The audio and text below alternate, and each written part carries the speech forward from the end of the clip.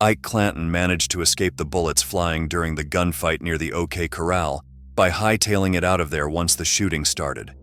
After Morgan Earp was killed and Virgil Earp was ambushed, he also avoided Wyatt Earp's vendetta ride. Ike moved his cattle-stealing business to the Springerville region with his brother Finn.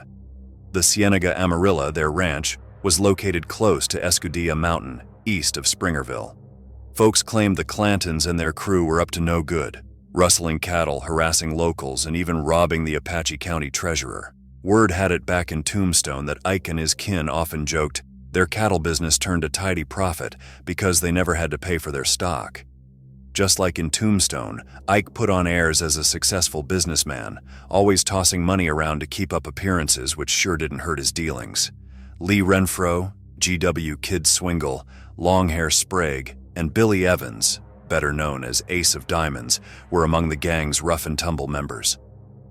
On Christmas Day, 1886, in Springerville, trouble came to a head when Evans, claiming he wanted to see if a bullet could go through a Mormon, coldly shot and killed Jim Hale. Hale had earned the gang's ire earlier by helping identify stolen livestock tied to their rustling, but the noose was tightening around the outlaws. Finn Clanton was already locked up, and by April 1887, Sheriff Commodore Perry Owens sent Apache County deputies Albert Miller and Rawhide Jake Brighton to track down Ike Clanton and his crew. Brighton, doubling as a range detective for the Cattlemen's Association, enforced the law with grit, and a mail-order detective's badge to back it up. Billy Evans, known as Ace of Diamonds, and Longhair Sprague met their end over in the Blue River country near the New Mexico border. Along with Lee Renfro, the pair had stopped at a ranch, enjoyed the rancher's hospitality, and then rode off the next morning with a few of their host's horses. The rancher, along with two friends, tracked the thieves and caught up to them near the mouth of Eagle Creek. A gunfight broke out, leaving both Evans and Sprague dead. Renfro managed to escape but didn't run far.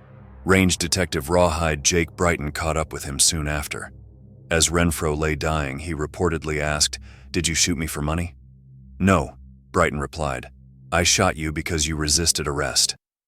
Around the same time, word spread that Kid Swingle had been found swinging from the limb of a tree. His outlaw days also brought to a swift and grim end. Brighton and Albert Miller followed Ike Clanton into the Blue River Valley. They came to a halt at Peg Leg Wilson's ranch on Eagle Creek after 3 days of arduous riding. They stayed overnight, and Ike rode up the following morning while they were eating breakfast.